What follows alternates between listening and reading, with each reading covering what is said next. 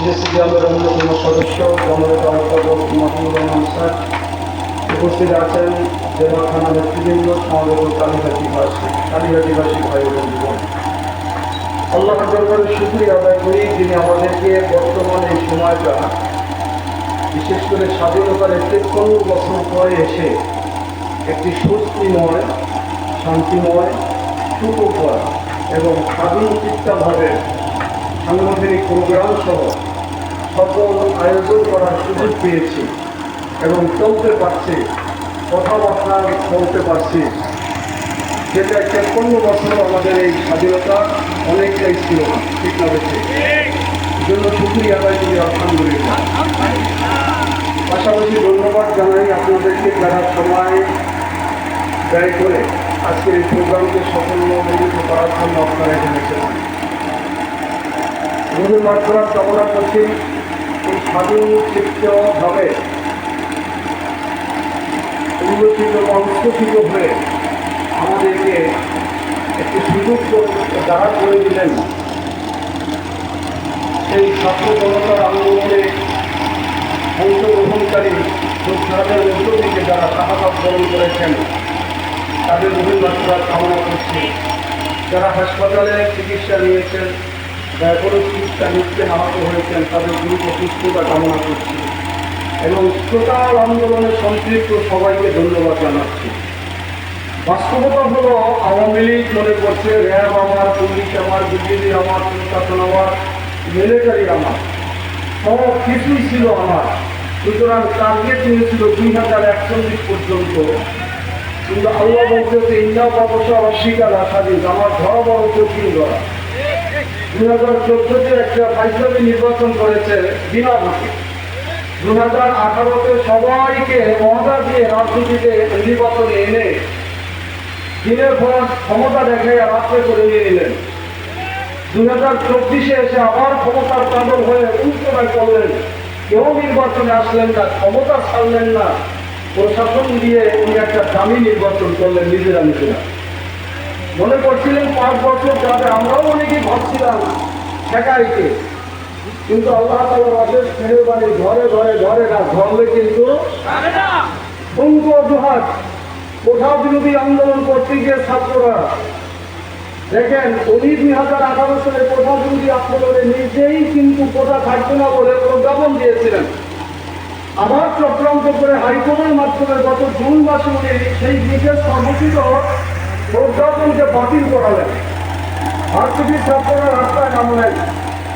সম্ভবত 14ই জুলাই উনি সাংবাদিক সম্মেলনে বললেন তুচ্ছ তাচ্ছিল্য করে ওনার বড় একটা পুঁজি ছিল মিথ্যা পুঁজি হওয়া হেতু মুক্তিযুদ্ধের চেতনার কথা বলা, উন্নয়নের কথা বলা।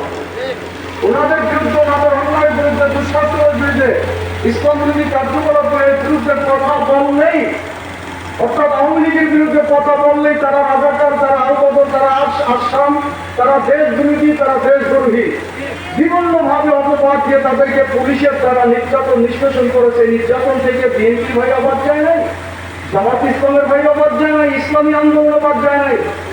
আমাদের বিরুদ্ধে অনেক মামলা হয়েছে, অনেক নেতারা আহত হয়েছে, আমাদের অনেক মাহফিল পর্যন্ত আওয়ামী লীগ করতে দেয় নাই। আওয়ামী লীগের সাথে আমাদের মতো ন্যূনতম শত্রুতা ছিল না, কিন্তু রাজনৈতিক কারণে কেউ কেউ আমাদের বিরুদ্ধে অপবাদ দিতেন। এটার বাস্তব বড় প্রমাণ হলো আওয়ামী লীগের সাথে কোনো সম্পর্ক ছিল না। 2014 নির্বাচন ইসলামী আন্দোলন যায় নাই, অন্য রাজনৈতিক দলও যায় নাই। 2018-তে সবাই গিয়েছে, আমরাও গিয়েছিলাম, সাথী দিয়েছে। 2024-এ কেউ যায় নাই। ইসলামী আন্দোলন দেশ ও মানবতার স্বার্থে নির্বাচনে যায় নাই।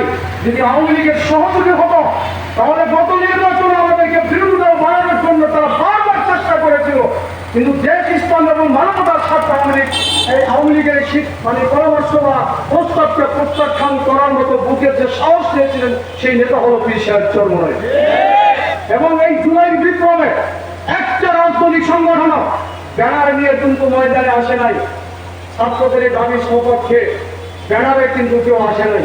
ইন্টারনাল ভাবে হয়তো অনেকেই সহযোগিতা করেছেন, কিন্তু বুকের পাঠানে আওয়ামী লীগের এই দুঃশাসন, জেল, জুলুম, হুলিয়ার মোকাবেলায় পীর সাহেব চরমনাই ইসলামী আন্দোলনের ব্যানার নিয়ে সরাসরি মাঠে এসে প্রতিবাদ করেছেন, মিছিল করেছেন, সংগ্রাম করেছেন।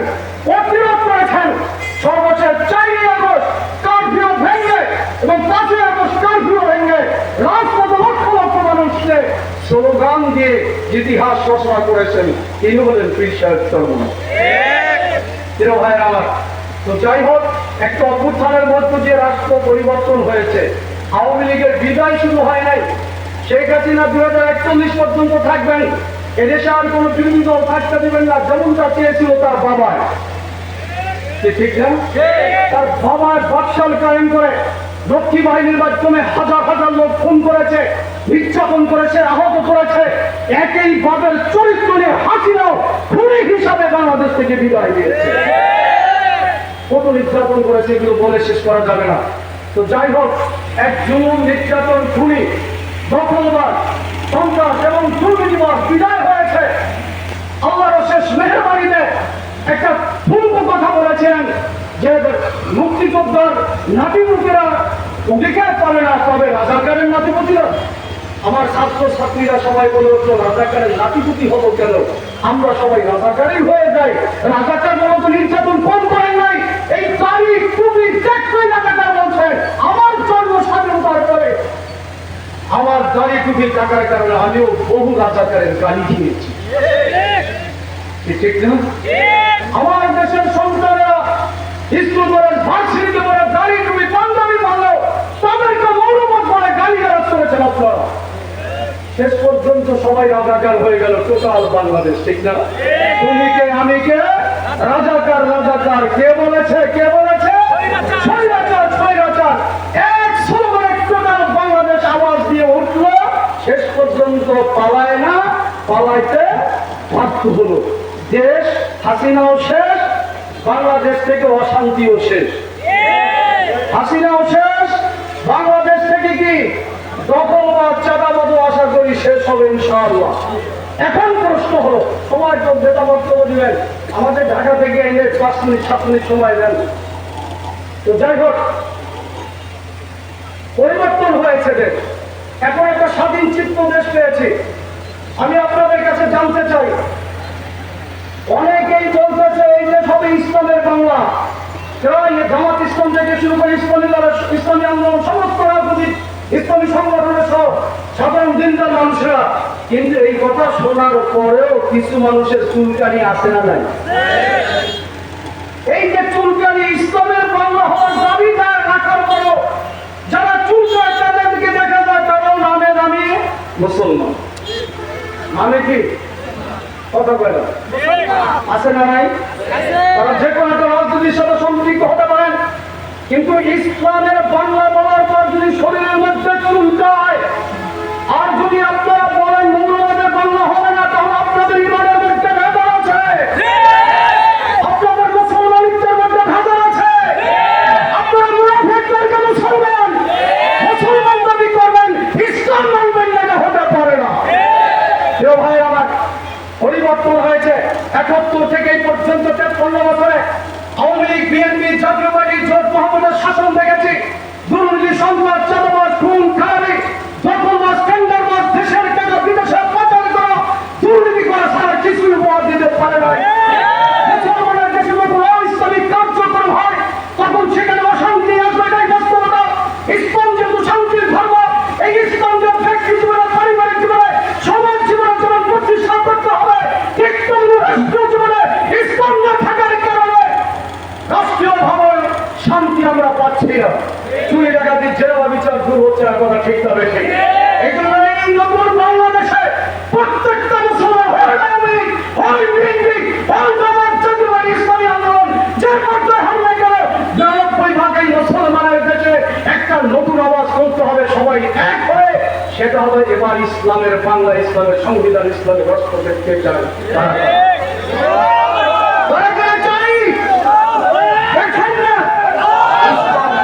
দিতে পারে। তো যাই হোক, সময় এখন সেক্ষেত্রে ইসলামী আন্দোলন বাংলাদেশ, মুজাহিদপন্থী, ছাত্র আন্দোলন, যুব আন্দোলন, শ্রমিক আন্দোলন, আইনমা পরিষদ, জাতীয় শিক্ষক ফোরাম, আমাদের সকল সহযোগী সংগঠনের নেতা কর্মীদের প্রতি বিশেষ অনুরোধ থাকবে। মাঠ উপহার আছে এখন থানা থেকে ইউনিয়ন থেকে ওয়ার্ড পর্যায়ে গিয়ে গ্রামে গ্রামে মহল্লা মহল্লা গিয়ে আমাদের ভাইদেরকে হাতে ধরে পায়ে ধরে ইসলামের পক্ষে সমর্থন আদায়ের জন্য চেষ্টা করবো। কারা কারা নিয়োগ করতে পারি, পাশাপাশি সবার সেন্টিমেন্ট